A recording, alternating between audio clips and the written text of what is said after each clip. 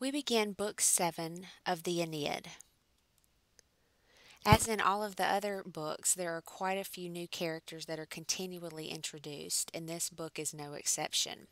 King Latinus is the aged king of Latium, his daughter Lavinia, and then her suitor Turnus, who is ultimately going to be the nemesis of Aeneas and who he must ultimately fight in the showdown that is coming.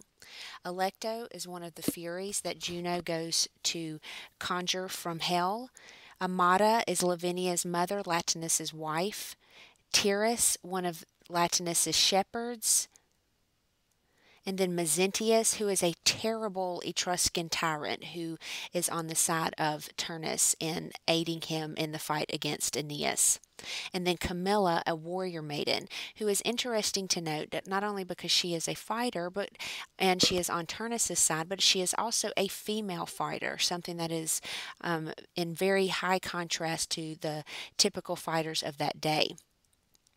We first encounter the story of Lavinia, and the oracle or the prophecy has stated that she must marry someone who is of foreign soil.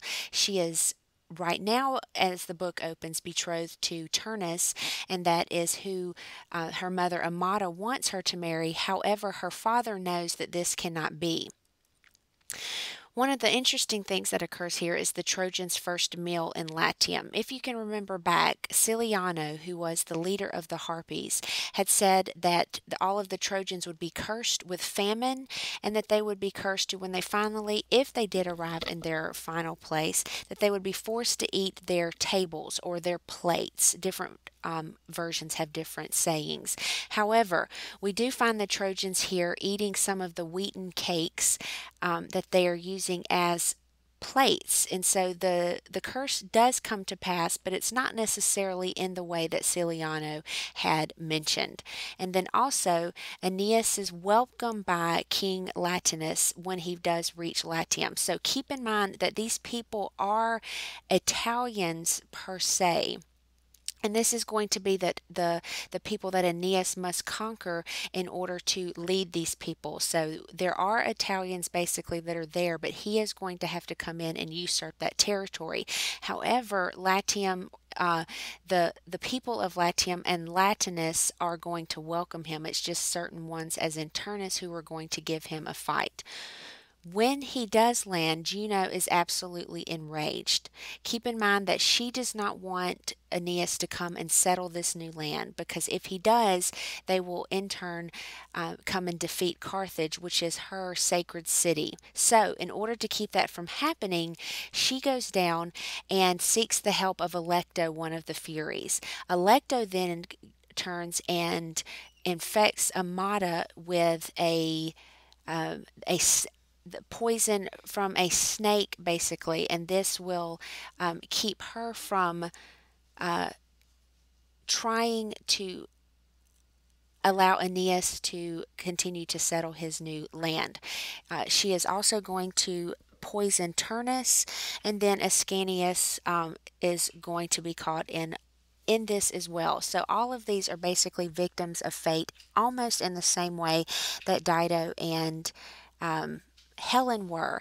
It was something that was larger than them and something that was out of their hands.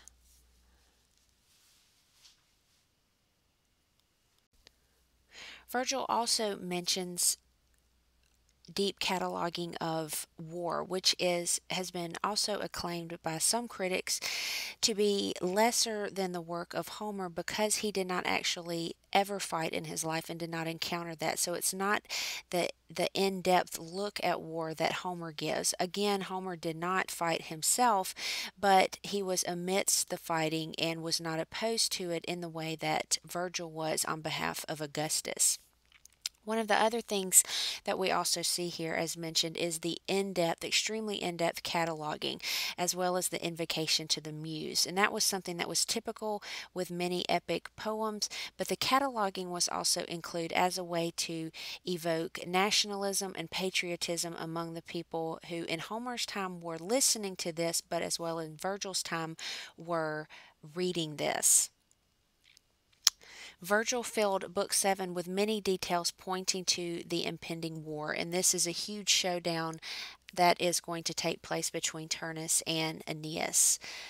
With the keeping with epic poems, there are many supernatural events that take place, and one are the flames that are on Lavinia's head. And this is very much in keeping with what was seen earlier on Ascanius's head. Her hair lights up, her head is basically on fire, but it does not burn. And this is a sign that she will herself be glorified, but will bring great trouble to her people.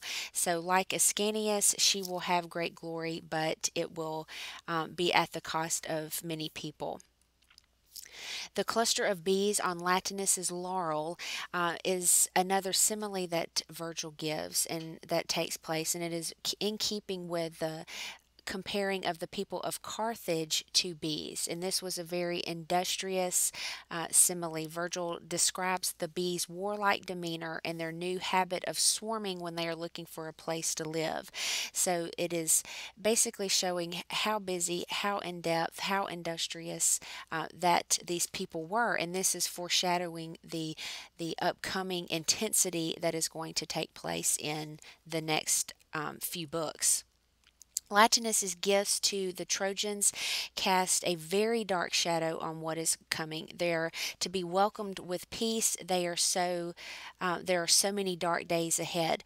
The horse breathes fire, and the red of the waters that Aeneas sees when he arrives at the Tiber are also signs that there will be much bloodshed coming.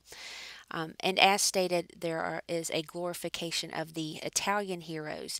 Even though Virgil glorifies the Italian heroes, who are keep in mind, the enemies of the Aeneid, the inclusion of the Italian list was intentionally done for political reasons. At the time that Virgil was writing the book, Roman citizenship had only been granted to the people who could prove that they were of Roman ancestry. So if you could not do that, many of the Italians were left disenfranchised, highly dissatisfied with this. So the inclusion of them in writings in ways that they could prove it would be a way for them to connect themselves to what was going on. So it was important for Virgil not to offend these people who were his readers, especially if he was trying to promote the ideals of Augustus at the time. So including this list of Italian heroes was a politically wise decision. And it also served to humanize the people that were actually fighting. So that was something that was very important to the readers of that day. Again, one of the final things to mention that is with Virgil continually trying to underscore this idea of pacifism is that war is a waste.